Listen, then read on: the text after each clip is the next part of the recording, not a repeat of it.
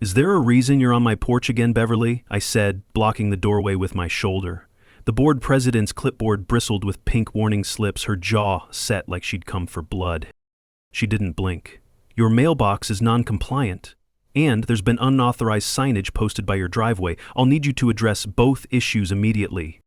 I cut her off. You mean the mailbox my aunt painted? The one the Historical Society approved last year? And those signs? You mean the Welcome Home Morgan sign from my own brother? Beverly's eyes narrowed. She didn't like being contradicted on her own turf. Rules are rules, Morgan. This is your formal warning. I smiled. Cold. Before you start quoting rules, you might want to check the easement records, because as of last month, I own the entire strip in front of this house. Every inch you think you control, I bought it, cash, from the city. Your authority ends at the sidewalk. Her mouth opened, snapped shut. That's not how it works here, she managed, flustered, but I could see her calculating behind the lenses of her bifocals. Let me introduce myself. Name's Morgan Tate. This house on Crestview Lane, I inherited it after my Aunt Sadie passed last fall. I'm not just passing through. I grew up summers under that magnolia out front, learned to fix a leaky faucet from the world's most stubborn woman, and I work cybersecurity for the county. I'm here because this place is all I have left of Sadie, and I'm not about to let anyone, especially an HOA board, erase what she built. Where are you watching from tonight? Drop it in the comments and hit subscribe if you've ever dealt with power-hungry neighbors. This story's about to get wild. Back to Beverly, who's now inspecting my flower bed with the practiced disdain of a woman who's never dirtied her own hands. She's not even subtle, muttering about pest attractants and code enforcement while poking her shoe at a cracked garden gnome. I resist the urge to laugh. Behind her, Harold Finch, real estate shark and HOA vice president, leans against his cherry-red sedan, tapping his phone like he's already drafting my next violation. Linda Kavanaugh, board secretary and neighborhood gossip, hovers on the sidewalk, whispering into her scarf as if she's narrating my downfall live to the other committee members. They think I'm an easy mark, new to the board, new to their process. What they don't know? I spent the last 8 years rooting out digital fraud for the city, building cases brick by brick, never losing my cool, never forgetting a detail. And my aunt? She left me a binder 3 inches thick, stuffed with records, old newsletters, every snarky note ever slipped under a door. She taught me that in this neighborhood, you win by keeping receipts, sometimes literal, sometimes metaphorical. Still, I wasn't ready for the way the air changed after Sadie died. People who once waved from across the lawn started leaving anonymous complaints. My mailbox got egged twice. Someone even pulled the welcome home sign out by the roots and tossed it in the creek out back. All these little things, they add up, you know? It's not just about a mailbox. It's about erasing a person's history, one passive-aggressive rule at a time. The magnolia tree stands right by the window, petals dropping in the breeze. My anchor, my reminder of everything I'm here to protect. Sadie always said, that tree's survived more storms than most folks have secrets. Don't let 'em cut it down just to tidy up. Beverly tries again. The board will be in touch about these issues. We expect full compliance, Morgan. You can expect whatever you want, I tell her, holding her gaze.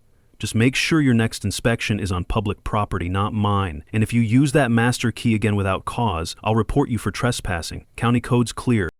She stares at me a little too long. For the first time, I see a flicker of doubt, or maybe just annoyance, before she turns on her heel and heads down the path, Linda trailing close behind. Harold, though, lingers. He's not smiling now. You're not making friends, Morgan, he says quietly, almost like a threat. I shrug. Never been good at parties. Inside, I double-lock the door, old habit. Out the window, the magnolia casts a shadow across the drive. The house creaks, settling, remembering. It's just me now. Me, a box of Sadie's records, and a neighborhood that wants me gone. But I learned from the best, and I've got more than a stubborn streak and a deed in my favor. I've got every reason in the world not to back down. I didn't get much sleep that night. Every old floorboard seemed to creak just a little louder, and the moonlight kept catching on the magnolia branches, tossing shadows across my bedroom wall. At some point I started a tally on my phone. Every infraction, every late-night report, and expectant every whisper. I'd caught from the sidewalk. By dawn, a bright yellow slip was already tucked beneath my windshield wiper.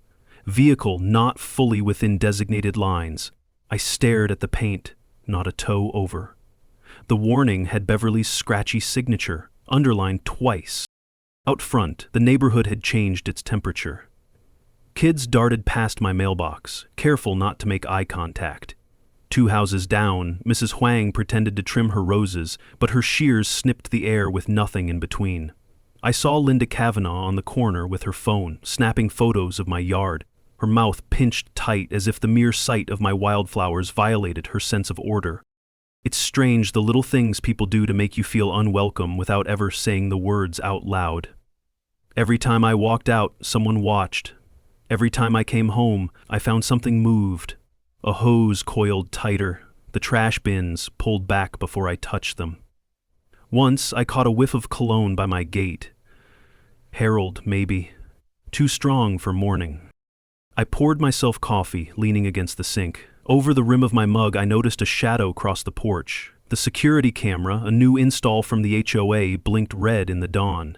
I tapped the window, made a show of waving. Beverly and her patrol crew did inspections every Wednesday, but lately, they'd upped their game. I got a knock at 9 on the dot. I opened the door just far enough to block the hallway. "Morgan," Beverly said, as if we'd been chatting pleasantly all week, "you've still got that gnome in the garden. Our rules prohibit non-standard ornaments." I sipped my coffee, not bothering to answer. She glanced behind me, probably searching for some violation she'd missed. "And your brother's sign reappeared. We'd prefer all signage be pre-approved." "I'll make a note," I said, voice flat. She squinted. "Are you recording this conversation?" I let the silence sit. The camera above the porch door was clearly visible, hers, not mine. "Just making sure everyone's protected," I replied. She bristled but said nothing more. Beverly retreated, clipboard clutched tight.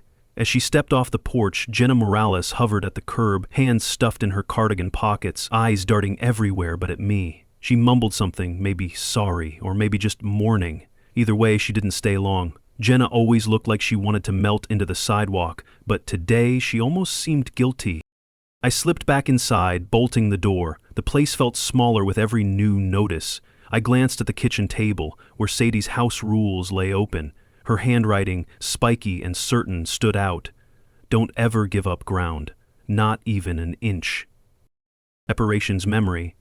I spent the morning double-checking the window locks, pulling out the file boxes Sadie left me. There were records on everything, the annual board elections, minutes of every HOA meeting, old newsletters so smug you could practically smell the air freshener. But what caught my attention were the post-its stuck to the pages. Beverly, always watches. Harold, never trust with receipts. Around noon, Calvin Reed knocked. He was one of the few who'd spoken to me kindly since I moved in. Today, his eyes darted nervously to the street before he stepped inside. "Hey, Morgan, don't let them get you down. They did this to Marissa before you two, ran her off for having a garden swing." He hesitated, lowering his voice. "Watch your back. They're not above creative enforcement." He nodded at the security camera outside, lips pressed tight, and left before I could thank him. I spent the afternoon writing down everything. Who was outside, what they said, what they touched. It felt paranoid, maybe, but Sadie always said, "Document now, regret never." The day dragged on, a slow parade of sideways glances and clipped words. The worst part wasn't the fines or the glares, it was the feeling that I was living in someone else's fishbowl, every move noticed, every mistake magnified. As dusk settled, I stood beneath the magnolia tree. The last bit of sun caught on the peeling white paint, and I reached up, tracing one of the old initials Sadie carved when she first bought the house. This tree had seen storms, laughter, funerals. It was more than just roots and bark. It was proof we'd been here, no matter what the board wanted to erase. Tomorrow, I decided, I'd start fighting back, not with anger, but with precision. The rules might be stacked against me, but I knew how to use them too. By the next morning, my new normal felt like walking on cracked ice, never sure where the next slip would come from. I'd barely poured my coffee before the dog started barking at the back gate. There was a flash of navy blue out by the garden, the shape of a woman leaning low, fiddling with the latch. I opened the door, not bothering to hide my irritation. "Looking for something, Beverly?" My voice was sharper than I intended, but I didn't care. Enough was enough. She straightened, all polished composure and forced politeness. "Good morning, Morgan. We received a complaint about standing water and possible mosquito breeding. I thought it best to take a look myself." She waved a ring of keys, at least 8 of them, glinting in the sun. The master key stood out, old brass tagged with the label that had clearly been changed a dozen times. I recognized my aunt's handwriting beneath it, half scraped away. "You came through my locked gate?" I stared, willing myself not to raise my voice, though my fists clenched behind my back. "Without permission?" Beverly shrugged, cool as ever. "As board president, I'm authorized to perform emergency checks when there's a potential hazard." "There's no hazard, and next time call me. You're not above the law just because you've got keys." We locked eyes for a moment, hers unblinking, mine burning. She started to say something else, but Jenna appeared on the sidewalk, clutching a stack of papers to her chest. Her shoulders were hunched, and she looked everywhere but at me or Beverly. Beverly, of course, pivoted to Jenna. "You can file these for me, dear," she said, passing a folder with a quick, dismissive flick of her hand. Jenna's fingers trembled. Papers slipped, scattering across the sidewalk. I moved to help her, but she recoiled, nearly dropping the rest. Her voice was barely above a whisper. "It's okay, I'll get it." She tried to smile, but it looked more like a wince. Beverly barely acknowledged her. Just adjusted her sunglasses, smoothed her skirt, and gave me a parting shot. "We all want what's best for the community, Morgan. I hope you'll remember that." As she left, Jenna knelt, fumbling with the papers, hands shaking badly now. I crouched beside her, lowering my voice. "You all right?" I asked, careful to sound casual. She nodded, still avoiding my eyes, and gathered the last few sheets. "Long day?" I pressed, softer this time. Jenna's lips pressed into a thin line. "It's just a lot sometimes. They keep adding more forms, more checks." She started to say something else, but stopped, glancing over her shoulder at Beverly, now conferring with Linda by the curb. I wanted to tell her she didn't have to put up with any of it, but I didn't know what she'd risked just by talking to me. Back inside, the kitchen felt smaller than ever. I snapped photos of the new muddy tracks Beverly left by the hydrangeas. Evidence, not paranoia. Sadie's voice echoed in my mind. "They only win if you give in." I opened her old house rules notebook again, tracing the familiar ink. There were margins filled with notes, some angry, some almost funny. "Always offer lemonade. Makes 'em nervous." I smiled, for the first time in days. Later, a thump at the mailbox. Another notice. This one, a formal warning. "Unsecured yard access, fine $50, 0 cents. My jaw tightened. The gall of it. She breaks in, and I get fined? Instead of stewing, I got to work. I started a digital log, not just on my phone, but on my laptop and cloud backup. Dates, times, every infraction, every intrusion. I set up a new camera, not obvious, but enough to catch someone tampering with my property. At dusk, as I watered the flowers, Jenna passed by again, this time alone. She slowed, fiddled with her cardigan sleeve, eyes darting between my porch and the curb. I raised a hand in greeting. She offered a nervous wave, her lips twitching like she wanted to say more, but she hurried off, head down. The master key flashed in my mind, old brass, Sadie's script nearly erased. I realized this fight wasn't just about me, or a mailbox, or a garden gnome. It was about control, legacy, and the thin line between neighborly concern and unchecked power. One thing was certain, I was done playing defense. You ever had someone hold a key over your life, thinking they could just walk in and change your story? Let me know in the comments. What's the wildest thing a neighbor or HOA has tried to pull where you live? I'm reading every story, and trust me, this battle's just warming up. Where are you watching from tonight? After the last light went out in Jenna's window, I sat in my kitchen, surrounded by a war council of coffee mugs, sticky notes, and Sadie's old files. The hum of my laptop kept me company. I'd started mapping every incident, each fine, each unwelcome visit. The digital paper trail looked like a spider web, all lines leading back to Beverly's door. The next morning, I woke up to a fresh warning posted on my door. Excessive yard clutter. Clutter, as in a coiled hose and a single bag of mulch. The pettiness was almost funny if it weren't so relentless. I snapped a photo and emailed it to myself. Everything in triplicate, Sadie would have said. It wasn't just paranoia anymore, it was strategy. I knew I couldn't win this by myself, not in a place where a nod from the board meant everything. I needed an ally, someone who knew the way these folks played, or at least someone with their own scars. I set out to find Calvin Reed, the retired postal worker 2 doors down, whose kindness hadn't soured, even under Beverly's reign. Calvin was in his garage, hunched over an ancient lawnmower. "Morgan," he greeted me, wiping his hands on a rag. "Looks like they've started the full cart press." I told him about the master key, the fines, the feeling of being watched. He chuckled, but his eyes were sharp. "When my wife was alive, they tried the same with us, got a warning for her wind chimes, claimed they were disturbing the peace." He dropped his voice, glancing toward the street. "They only win if you get tired before they do. Don't give them that." His story hit harder than I expected. The board didn't just enforce the rules, they wielded them like weapons, shaping the whole neighborhood. That's when I realized I had something they didn't: tech skills, a good memory, and the absolute refusal to be bullied out of my own home.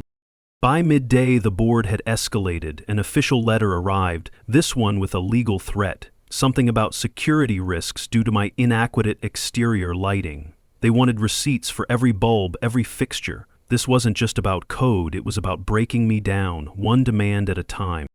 That's when I saw Jenna at her mailbox, shuffling bills and HOA memos with the careful hands of someone counting seconds. I approached, heart pounding, not wanting to scare her off. "Hey, Jenna, can I ask you something?" She froze, eyes darting. I really can't get involved. I'm just the treasurer, I do the books." "I know you're not like them," I kept my voice gentle. "You looked upset yesterday. If there's anything you know, anything that could help, please tell me. This isn't just about me." Her hands trembled, a small stack of envelopes twisting between her fingers. "I'm sorry, Morgan, I have to go." She hurried inside, shutting her door with barely a click. It stung, watching her disappear like that, but I understood. Fear was a powerful motivator, especially when you'd seen what the board could do. I turned back to my house, scanning the porch, the windows. I'd already found one new camera hidden among the wind chimes Sadie loved. It wasn't there last week. I pried the tiny device loose, snapped a photo from my file, and placed it on the kitchen table, right next to Sadie's faded garden gloves. As I turned the gloves over in my hands, I remembered how she'd weed the flower beds for hours, her voice trailing stories about standing up to bullies, at work, at church, in her own backyard. I pulled up my phone and opened a private note. Found new cam, possible tampering. It wasn't much, but it was a start. I made a list of everything I needed: extra locks, motion sensors, maybe a couple of no trespassing signs just to make the point. Evening set in, gold light falling across the magnolia. I stood at the base of the tree, grounding myself in its roots, breathing in the scent of its blossoms. The board might have the keys, the bylaws, and the bad attitudes, but I had something better. Sadie's stubbornness, Calvin's warnings, Jenna's silent resistance. Tomorrow, I'd be ready for them. This wasn't just about surviving anymore. I was ready to fight. The next morning felt different, like the air itself was waiting for something to break. I was outside, untangling Sadie's wind chimes from a low branch, when I spotted Harold lurking by the corner. He pretended to check his phone, but his eyes tracked my every move. I caught a glimpse of Beverly's minivan at the end of the street, parked just far enough to look casual, just close enough to keep watch. I didn't give them the satisfaction of looking nervous. Instead, I slipped back inside, double-checking the locks, listening for anything out of place. Something felt off. There was a smell in the hallway. Old paper, maybe? Or the whiff of musty cardboard from the basement below. I remembered Calvin's warning. They only win if you get tired before they do. Not today. I grabbed my flashlight and headed for the basement. The stairs creaked under my weight, the kind of groan that made every childhood memory of monsters under the house crawl up my spine. Down below, the air was cold and heavy, carrying the scent of mildew and secrets. Light flickered. One bulb overhead sputtered, threatening to die, casting the boxes in wild shadows. I stepped carefully around old crates, feeling for the familiar path to Sadie's workbench. I'd been down here a dozen times since moving in, but today the space felt strange, charged. As I reached the far wall, my foot struck something metal. There, half buried beneath a tarp and a pile of faded gardening magazines, was an old lockbox. It was heavier than it looked, corners battered and lid taped down. I wiped dust from the top, heart thumping. The tape was brittle, so I pulled it off and flipped open the lid. Inside, tucked beside a stack of legal envelopes and a tiny tin marked Christmas lights, was a battered notebook. The pages were soft with age, Sadie's handwriting looping from edge to edge, notes about board meetings, names, dates. But what made me freeze was a page marked with a ribbon. Master Key Log. Every entry told a story: midnight visits, unexplained inspections, signatures that didn't match, strange initials. Each time the master key had left the HOA lockbox, Sadie had made a note. The last page trailed off. JM. Returned key late. Excuse, lost track of time. Jenna Morales. The handwriting trembled there, like Sadie had rushed or was upset. My hands shook, just a little, as I leafed through the rest of the box. Beneath the logbook sat a sealed envelope. My aunt's name was written in careful block letters, but the return address was not hers. It read, Department of Homeland Security, confidential. No stamp, no explanation. My brain raced, trying to stitch together a story from scraps. Jenna, Sadie, the master key, and now federal involvement? What had Sadie gotten herself into, and what had I inherited along with this house? I jumped at the sound of a thud above, footsteps maybe, or just the house settling. I flicked off the flashlight, heart pounding, and listened. The silence was thick, almost humming. Eventually I crept back up, every nerve on edge.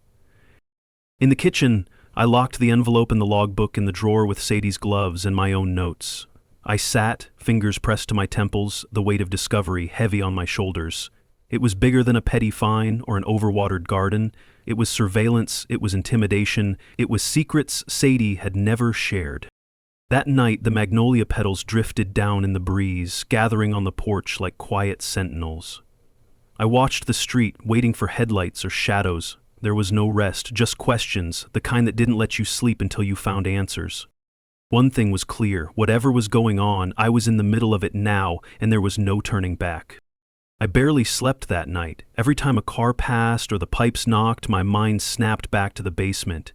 Sadie's trembling handwriting, the Department of Homeland Security envelope burning a hole in my thoughts. I sat in the dark at the kitchen table, the logbook and envelope resting on Sadie's garden gloves, fingers tracing the outline of the magnolia tree just outside the window. It felt like she was still here, guarding me in the middle of the storm. I knew I couldn't just pretend this was normal. Morning sunlight brought no clarity, only more anxiety. I brewed coffee and weighed my options, finally deciding I had to talk to Jenna. I caught her afternoon, out by her mailbox. She was sorting through bills, her shoulders hunched against the wind, eyes darting everywhere except at me. I tried to keep my voice steady, quiet. Jenna, I found Sadie's master key log. Your initials are in it, the last entry. Her whole body went still. For a long moment, Jenna just stood there, clutching a bill like it might float away. When she finally looked at me, her face was pale, but her eyes, there was something fierce under the fear. You don't know what you're asking, Morgan.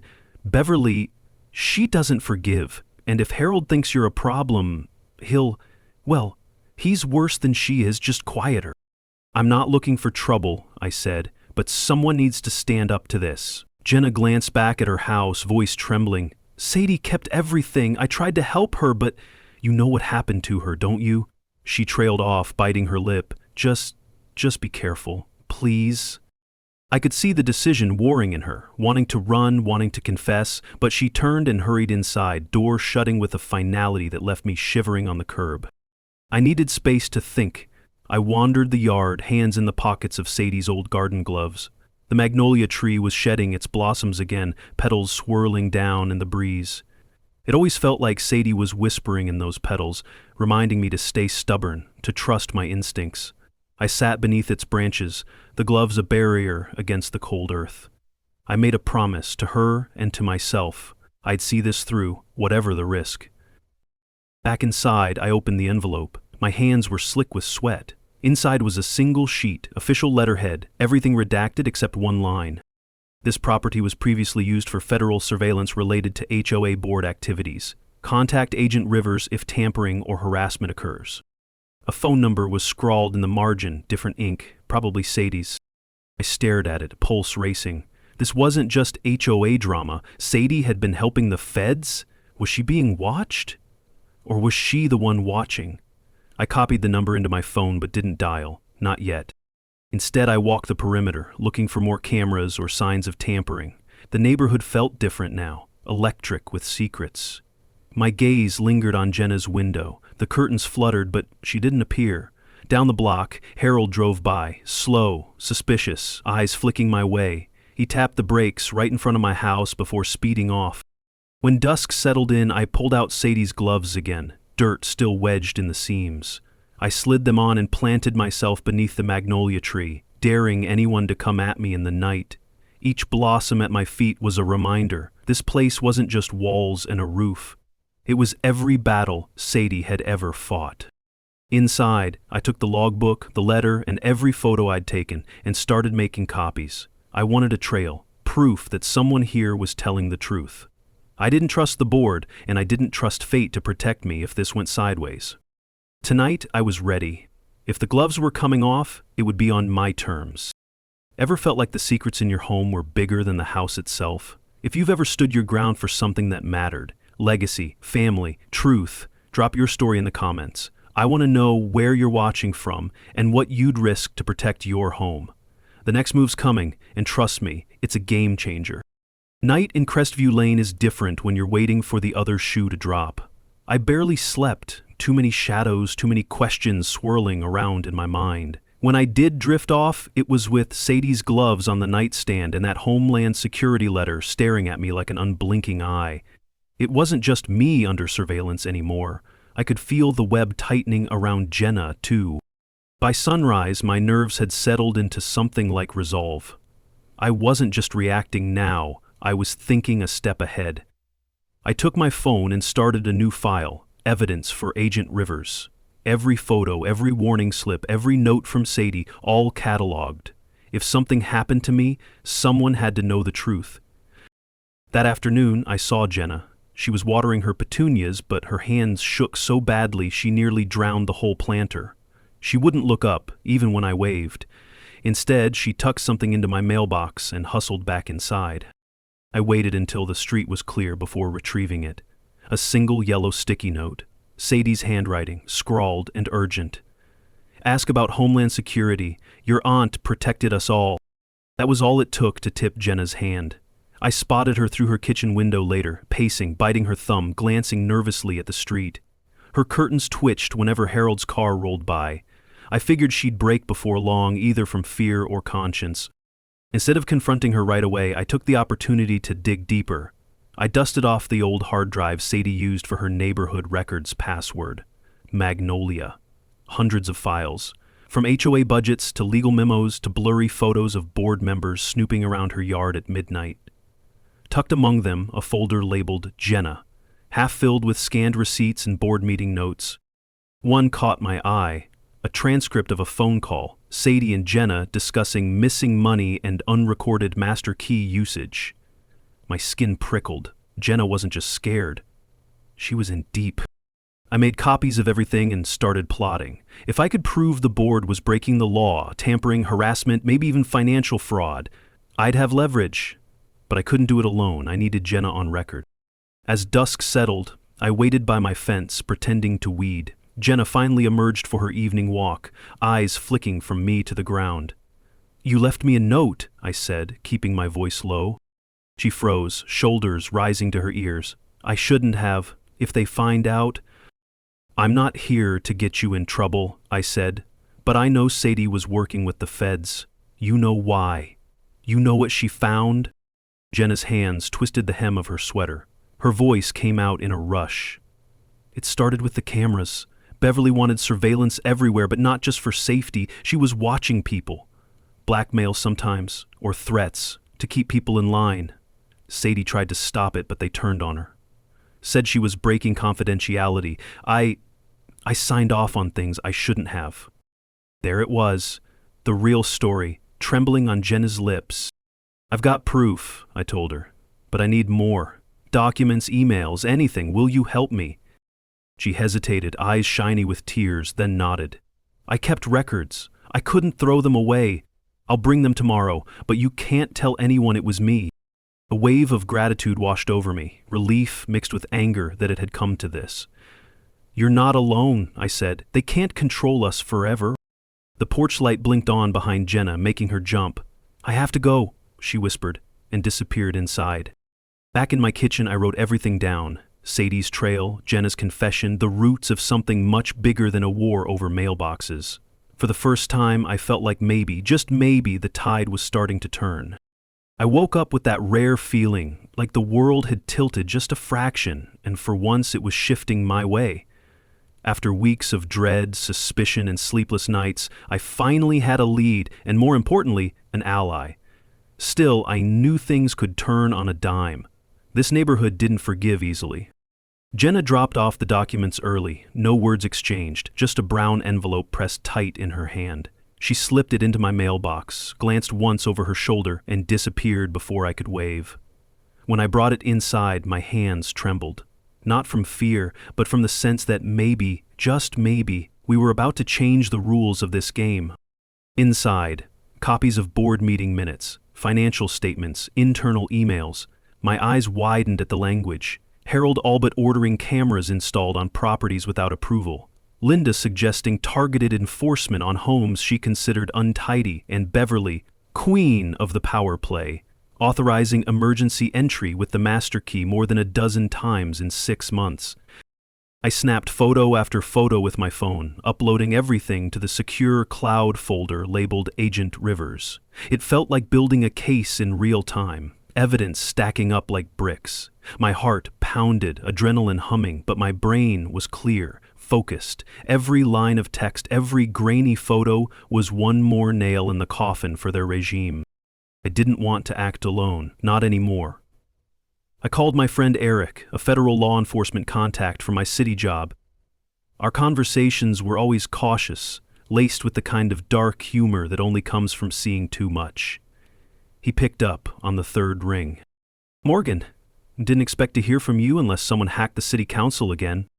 I kept it quick. I need some advice. I think my HOA's been crossing more than a few lines, and I've got evidence. Privacy violations, possible blackmail, illegal surveillance. You ever heard the name Agent Rivers? There was a pause, the kind that's full of wheels turning. Yeah, Homeland Security cybercrimes. If they sent a letter, it's serious. Don't do anything alone. Document, back up everything, and keep your phone handy. If they're monitoring you, don't confront them head on. I let that settle. Understood. Thanks, Eric. I'll call you if anything moves. After the call, I set up new cameras. One in the living room facing the front door, another disguised in the magnolia tree, looking out at the street. This time, they'd be the ones under the lens. Jenna texted me, nothing specific, just, be careful, Beverly's been talking about new bylaw violations, she's nervous. I could almost hear the tension in her words. Outside, the neighborhood pulsed with that odd hush, like every house knew something was coming. Linda's blinds twitched as I walked by. Harold's car idled in his driveway, radio low, watching as if he was just waiting for a reason to get out. I made it a point to wave, let them see me on my terms, let them wonder what I knew. That evening I started reviewing the footage. Beverly, in her blue jacket, tried the gate again, stopped, glancing straight up at the magnolia. Harold circled the block 3 times, finally snapping a photo of my garden from behind his windshield. My stomach twisted, but I kept going, organizing everything into a timeline, entries, exits, threats, every dirty trick the board had pulled. It felt good to fight back, to move from defense to offense. The gloves Sadie left me were back on the table, my own kind of armor. The line had shifted. I wasn't just protecting my home, I was building a case to take down a machine. If there's a moment you feel the tide change, it's never the one you expect. That morning I opened my front door to find not a fine but a dead silence. No paper slipped under the mat, no new pink warning taped to the window, just the magnolia petals gathering at my feet, soft as a hush. I paused, uneasy. I'd learned not to trust calm on Crestview Lane. Halfway through my coffee, the phone rang. Jenna, voice tight and quiet. Harold's up to something. He's been in the boardroom since 7 and Linda hasn't left her house. Beverly, she's nervous. Keeps asking if you're planning to file a complaint. I thanked her, keeping my words short in case someone else was listening. After I hung up, I checked the new footage. Beverly had crept by at dawn, glancing up at the Magnolia camera, squinting as if she could sense she was the one being watched now. A small, vindicated smile tugged at my mouth. Midday, a knock rattled the door. Harold, not even pretending to be neighborly, held out an envelope. "We'd like to resolve this quietly," he said, his tone too smooth. "No reason for anyone to escalate." I took the envelope, flipped it open right there. Inside, a so-called settlement agreement. They wanted me to remove all cameras, sign a non-disclosure about board activities, and accept a $300 check for distress. In return, they'd forgive all past fines and drop pending complaints. My stomach twisted at the audacity. I almost laughed. "Tell Beverly I'm not for sale," I said, my voice steady. "And you can keep your money. I keep my records." Harold's mouth tightened. "You're not doing yourself any favors, Morgan. Some people don't know when to quit. Some people don't know when they've lost," I shot back, closing the door in his face. It wasn't even noon, and already the walls felt closer. The board was on the offensive, trying blackmail and hush money when intimidation didn't work. I swept the envelope for bugs, then tore it to pieces. Underneath the lining, glued in a corner, I found a tiny microphone. My pulse spiked, but I only grinned. They really were getting desperate. I logged everything. The offer, the bug, the exchange, sent photos to my secure folder. I called Eric and filled him in. "They just tried to bribe me, and they bugged the envelope." "Keep everything. It's gold for the feds," he said, half amused, half amazed. "You're rattling them. Don't get cocky, though. They're dangerous when cornered." That night, Jenna came by, head low, hands shaking. "They're talking about removing me from the board. They found out I've been helping you. Her voice broke, and she pulled out a recorder, placing it on my kitchen table. I recorded Harold threatening me, telling me to lie about the keys. "Use it, please!" I wrapped her hands in mine. "You're braver than they'll ever be, Jenna. I promise. I'll make it count." As she left, I caught a glimpse of Calvin waving from his porch, a knowing look in his eyes. The quiet support of one neighbor meant more than any HOA threat ever could. With the recorder, new documents, and my own footage, my case was nearly airtight. I felt the adrenaline humming beneath my skin, but also a strange calm. They'd underestimated me, underestimated all of us. I spent the rest of the evening typing up a report for Agent Rivers, each word a nail in the coffin. This wasn't just my fight now, it was every neighbor they'd tried to intimidate, every family they'd driven out.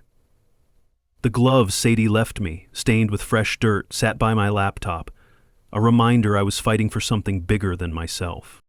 Ever have someone try to buy your silence just to keep the truth from coming out? Drop your wildest HOA or neighborhood showdown in the comments, because next, things finally come to a head. And where are you watching from tonight? I want to know who's out there standing up for what's right. I woke up to a gray sky and a rare hush. No cars rolling past, no leaf blowers whining, just the steady heartbeat in my chest. Today wasn't a day for waiting. Today the gloves came off, figuratively and literally. I tucked Sadie's garden gloves into my coat pocket, half ritual, half comfort, and went to the kitchen to double-check the evidence. Recorder from Jenna, screenshots, photos, settlement letter with the bug, all organized, ready to go. At 9 sharp, I dialed Agent Rivers. My hands didn't shake. He answered with that dry, clipped tone you only hear from people who have lived too long in a world of secrets. "Rivers. Hi, this is Morgan Tate. I believe you knew my Aunt Sadie. I have evidence of surveillance, harassment, and tampering by my HOA board, potentially criminal. It's all documented." A brief pause, then, "We're already watching, Ms. Tate, but I need your full statement and files. We'll send an agent this afternoon. Don't let them know you've called." I thanked him, voice steady, and hung up. The sun was rising higher now, the magnolia branches drawing shadows across the drive like prison bars. And I realized for the first time in months, I didn't feel trapped. By noon, word spread that the county was coming. Beverly paced the sidewalk, cell glued to her ear, barking into it like she could will the threat away. Harold's car vanished. Linda, for once, was nowhere to be seen. When the knock came, it wasn't a uniformed cop or a stiff-suited bureaucrat. It was a man in a faded blazer and scuffed shoes, ID badge clipped to his pocket. "Agent Rivers," he said, quick handshake, eyes darting past my shoulder. "Let's see what you've got." We sat at the table beneath the window, sunlight spilling over piles of evidence. I told the story in order, every late-night inspection, every warning slip, every camera and key and whispered threat. Jenna's recorder played Harold's threats in his own voice. The settlement letter with its bug and bribe made Rivers raise a brow just slightly. "You realize this isn't just HOA drama," he said, voice low. "This is organized intimidation. I wish I could say it was rare." I shook my head. "It's not about the fines. They're trying to erase people, bully them out until only their friends are left." Agent Rivers nodded. "We're going to need you at the board meeting tomorrow. Bring everything. Don't be afraid. We'll be there, quietly." As he left, he paused beneath the magnolia tree, glancing up into the branches. "Your aunt was a brave woman. You're doing good work, Ms. Tate." After he was gone, I took a long breath by the magnolia, petals clinging to my sleeves, sunlight warm on my face. A small cluster of neighbors gathered on the sidewalk, Calvin among them, throwing nervous glances at Beverly, who glared back like a cornered animal. The shift was palpable. The board was no longer untouchable. Fear was on their side now. That night, I printed out copies of everything and tucked Sadie's gloves under my pillow. For once, sleep found me quickly. Tomorrow, I'd face them all in the open. I wouldn't just be fighting for me or even for Sadie, but for every person who'd ever been told to keep quiet, to move on, to take the deal. I slept better than I had in years, ready for the reckoning I knew was coming. The day of the board meeting, Crestview Lane felt alive in a way I'd never seen. Word had gotten around that outsiders were attending, though no one dared say federal agents out loud. The air buzzed with tension, neighbors gathering in small clusters, trading stories and low voices. Even the magnolia seemed to stand taller, petals bright in the late afternoon sun. I arrived early, Sadie's garden gloves tucked in my bag and a folder bulging with evidence pressed to my chest. The community center was packed, standing room only, faces I barely recognized peering over each other's shoulders. At the head of the room, Beverly looked paler than I'd ever seen her. Harold stared straight ahead, jaw tight. Linda fussed with her stack of notes, eyes darting toward the exit. Beverly banged her gavel, voice brittle. "This meeting will come to order." I watched Agent Rivers blend in at the back, a ghost in a blazer, just another face in the crowd. That gave me courage. Beverly tried to start with her usual song and dance, budget, beautification, continued efforts to maintain neighborhood standards. I stood, folder in hand, and interrupted. "Before we get to landscaping, I have a few items for the board and the community." Every head swiveled my way. I walked to the front, voice steady. "My name's Morgan Tate. My family's lived here longer than most, and I refuse to let intimidation and illegal surveillance be the legacy we leave our neighbors." Beverly sputtered. "This isn't the proper—" I held up the recorder. Jenna, trembling but resolute, stood and joined me. "That's a recording of Harold threatening a board member. Me into lying about master key usage. It's evidence of intimidation, tampering, and criminal misuse of authority." Murmurs swept through the crowd. I handed the recorder to Rivers, whose nod was nearly imperceptible. I kept going, showing printouts, camera installation records, emails authorizing unlawful entry, the bugged settlement letter, every fine, every warning, documented and dated. Harold tried to interrupt, blustering about privacy and misunderstandings. Rivers stepped forward, badge flashing just enough for the board to see. "We've been monitoring this board for months. Your actions cross legal lines. This community deserves better." Linda's voice shook. I didn't know about the bug. I just did what I was told." Jenna spoke up, clear for the first time. "We were all afraid, but fear's not a reason to ruin people's lives." Neighbors started asking questions. Voices overlapping, angry, relieved, some on the edge of tears. Calvin stood and called out, "It's time for a new board, one that actually listens." The room erupted, applause, shouts, years of frustration bubbling over. Beverly's face fell, her veneer cracking. For a moment I almost pitied her, but I remembered every letter, every late-night scare, and let the feeling pass. Agent Rivers addressed the room, outlining next steps: investigation, temporary oversight, protections for witnesses. As he spoke, I felt Jenna's hand squeeze mine. Relief, real, shaking relief, rushed through my bones. As the meeting ended, neighbors gathered around us, sharing stories, apologies, promises to do better. Jenna cried quietly, Calvin slapped my back, and even the folks who'd kept their distance looked me in the eye and nodded. I stepped outside into the dusk, Sadie's gloves in hand.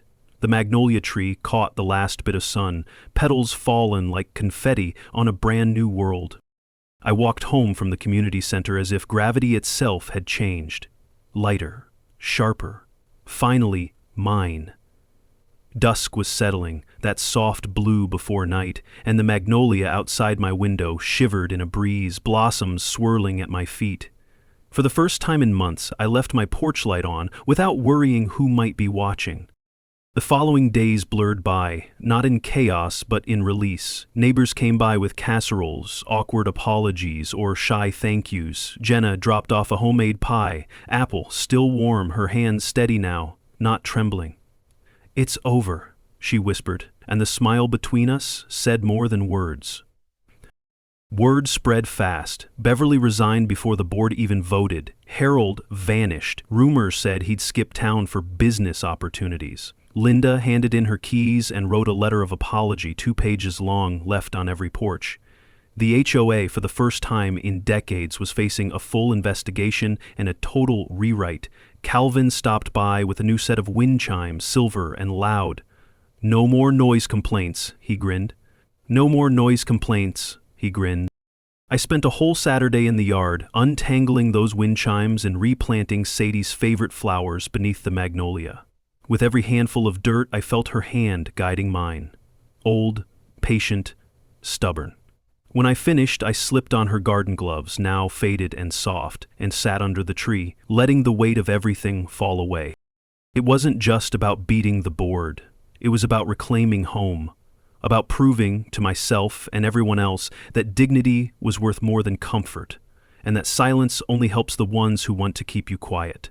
The tree, the gloves, the house. None of it had changed. I had. Jenna and I shared coffee that next morning, sitting in lawn chairs by the curb. She laughed easily, head tilted back, and talked about her plans to run for treasurer again, this time with a board that answered to the people, not just a handful of bullies. "Maybe I'll even get my own key," she teased, and we both cracked up. Later, I sorted through Sadie's old files one last time, clearing out the drawer where I had hidden so many fears. Tucked in the back was a faded note, her handwriting still sharp. "A home isn't just walls, it's who you become when you fight for it." I pinned it to my fridge, a daily promise. As summer unfurled, Crestview Lane felt alive. Children's bikes left in driveways, laughter at dusk, doors open, no one glancing over their shoulder. The neighborhood was still imperfect, but it belonged to us now, every stubborn, noisy, beautiful inch. Standing on my porch, hands curled in Sadie's gloves, I watched the light shift through the magnolia branches and realized something simple. Sometimes the smallest battles echo the loudest through time. Sometimes your last laugh is just living the life they tried to take from you. You fight for your corner of the world, and sometimes you win more than you ever imagined. Have you ever gone toe-to-toe with an HOA, a neighbor, or anyone who tried to take what mattered? Drop your story in the comments or just tell me where you're watching from. Your voice matters, and if this story made you feel seen, don't forget to let us know. We're building a community right here.